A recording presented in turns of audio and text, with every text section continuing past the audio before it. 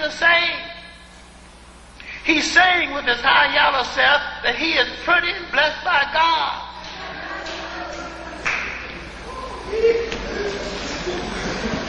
And you're buying it, applauding it, and following after this con man. And you would follow him to Washington. It was an achievement. An achievement for who?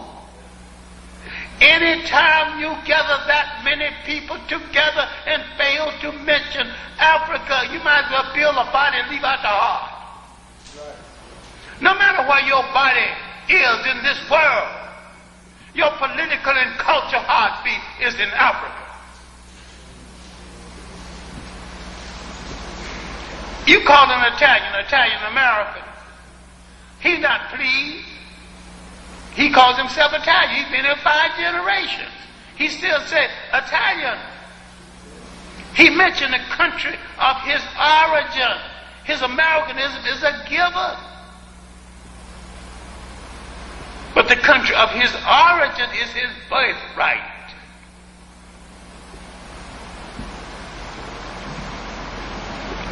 Why have we listened to all of this with no perception? His speech indeed was a golden opportunity. And he said nothing, put it all together. It's like a Baptist sermon. I have put Baptist sermons, recorded them, and had them transcribed. The minister is not saying nothing. Not one good sentence there. He's babbling, and once in a while he says, Jesus, Jesus, Jesus. Then he turns to the audience and says, do I have a witness? Witness for what? You ain't said nothing.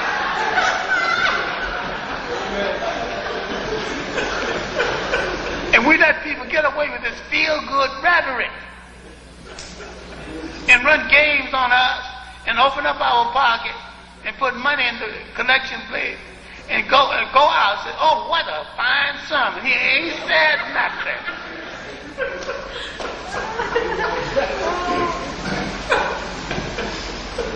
Farrakhan is a frustrated Baptist preacher like most of the Muslims.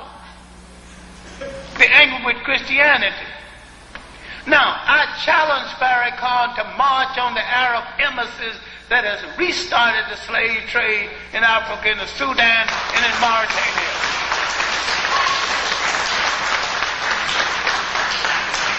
If he and the rest of the Muslims are not ready to deal with the slave trade in Africa, they're cowards and hypocrites.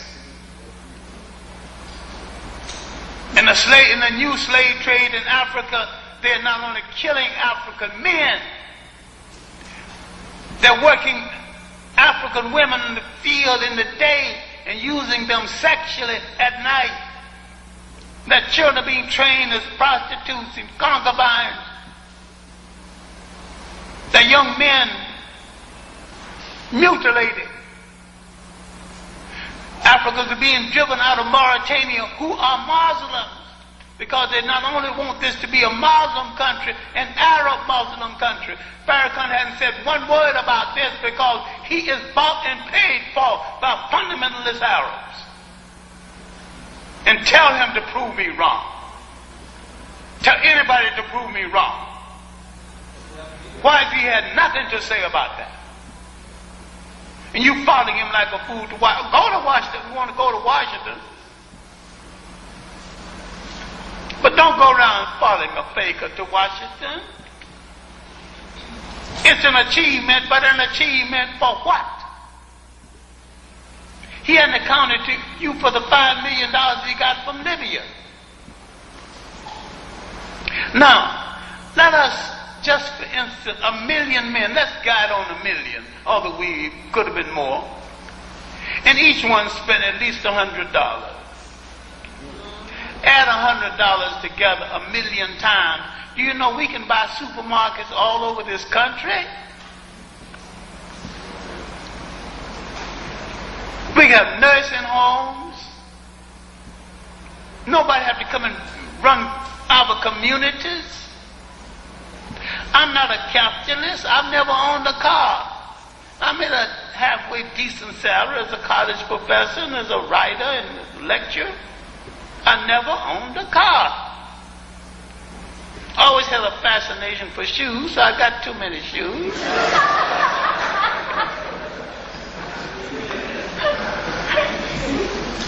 I came from sharecropper background in Alabama, and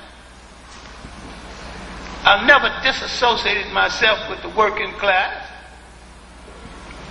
And I've always had some disagreement with the left, and still have it, because I think some of them are a bunch of fakers.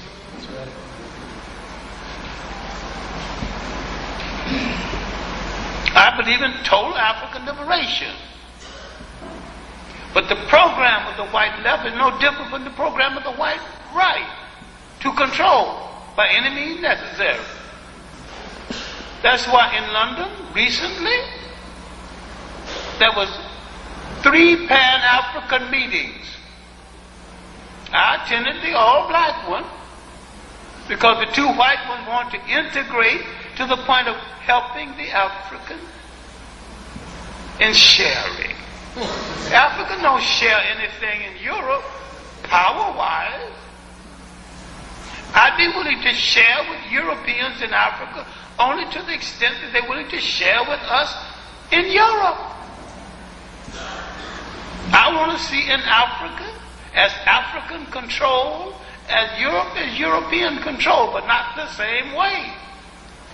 I have no problem about all governments supposed to be controlled by its people. If you don't take care of the very old, the very young, the poor, and the sick, and the needy, you have no government or anything worth being called a government at all. Now we are confronting things now. When are we going to confront Farrakhan? When are we going to confront him on the way he has addressed himself to our physical being? The whole concept of the curse wasn't in the Bible originally. It was drug in later. And whosoever drug it in and assigned it to God is a lie on God, because gods do not curse. That will make him ungodly. Now, let's go to the other faker who wrote the mission statement. There is nothing in the mission statement that is new. There's nothing in the mission statement that hasn't been said before. And yet he's selling the mission statement out of a press he found called the University of Sangaree Press. He has no knowledge of the University of Sangaree, which was a university in Timbuktu. He has no knowledge of the great intellectual age at Sangay. And yet he claims that he literally, Karinga acts as though he has rewritten the Bible and did a better job than the original writer. He has not atoned to the community for his attempt to destroy the Panther movement. He has not atoned for being a police informer. He has not atoned for the way he treated black women. And look now, the women he mistreated and mutilated were dark in complexion. The women in his harem are light in complexion. The number 1 woman is a Mexican with what seemed to be an Afro wig. He not only has a color problem, he's got an ego problem too. When he travels, he rarely lives in the black community. And someone offered him some good, well-prepared black food, and he said he'd rather have